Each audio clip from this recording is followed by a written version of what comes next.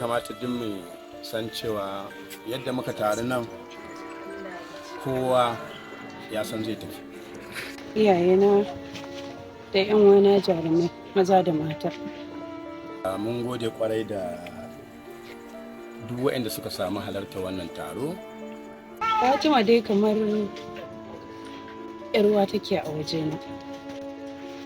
Ba ni kaɗai ba, gaba ɗayan mu jarumai da muke aiki da ita a arewa. Na ba da misali da kaina because ni addinin ba ɗaya ba da Bintu marigayiya. Ya addu'a ya faɗi alkhairan mutum da sauransu, an ce kamar duniya kamar lahira ce.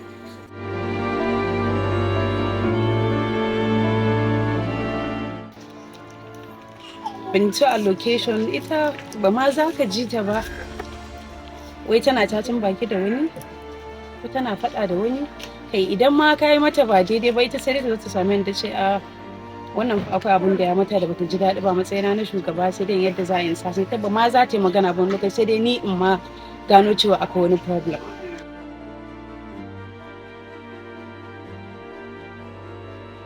Mun haɗu da ita muka fara aiki a Arewa 24, mun shaƙu lokaci ɗaya ba tare da maganar bambancin ni ba 'yar Kano bace ba, ni yaren mu ba ɗaya ba ko addinin mu ba ɗaya ba, bata kyamace ni ba.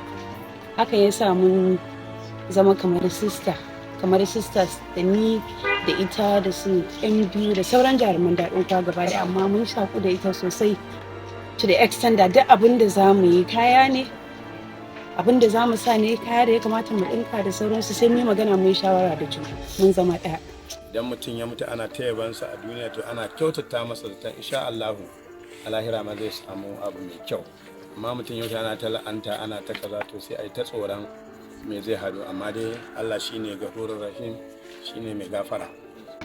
Ko ka mata wani abin ba za ta yi magana ba, kuma ko naira ɗaya ne da Bintu tana iya ɗaukawa ta ba wa wani da ba shi da shi, ko ya tambaya ko bai tambaya ba. Ina son ba da misali da a wannan wajen muka yi aiki last time da ita,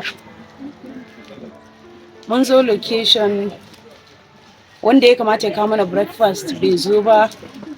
Bintu ta ɗauki kuɗin da yake hannunta a cikin post ɗinta ta bani saboda ba ma son a tsaya wai ana jira a ɓata lokaci wani bai kawo abinci ba. Da kuɗin da yake hannun Bintu na sayawa kowa abinci aka ci a location aka fara aiki. Selflessness ɗinta da sacrifice ɗinta ba ta ma tunanin kanta wani lokaci don za ta yi wani. A wannan taro na addu'ar can ba sa ji wani mara nake yi ko a samu tabinta mara nake yi zai ai hakuri.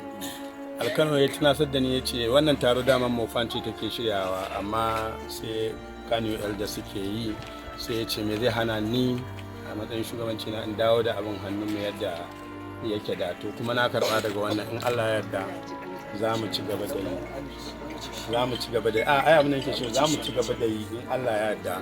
Professor Abdullahi ya aiko da 70,000 yanzu, 20,000 za a bawa wannan gudunmawa ta marigayya Bintu, 50,000 kuma da ya bayar za mu kafa kwamiti don a kafa gidauniyar da aka ce mu banta kafa, a nemi lauyoyi mu ga yadda za a dinga nemo kuɗi ana adana in an yi rasuwa ko wani bai da lafiya ko wani abu makamancin haka, a sa dattawa a ciki waɗanda ake sa ran ba za su daka mana wawa ba.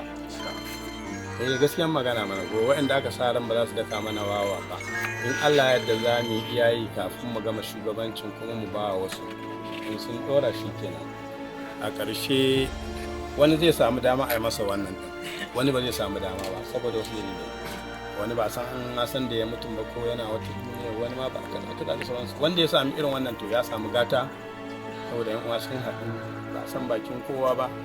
A ƙarshe ina fatan Allah ne da kowa gidansa lafiya, Allah kuma ya ci gaba da haɗa kawunan mu a wannan masana'anta. Dukkanin wata fitina da take tunkaro mu Allah ka ije mana ita, Allah ka sa mu fi ƙarfin abin da zai fi ƙarfin mu, Allah kada ka ba mu kunya, Allah dukkanin mutanen mu da suke a wani yanayi Allah ka fidda su daga ciki. Assalamu alaikum. Kawai sai dai mu ce Allah ya ji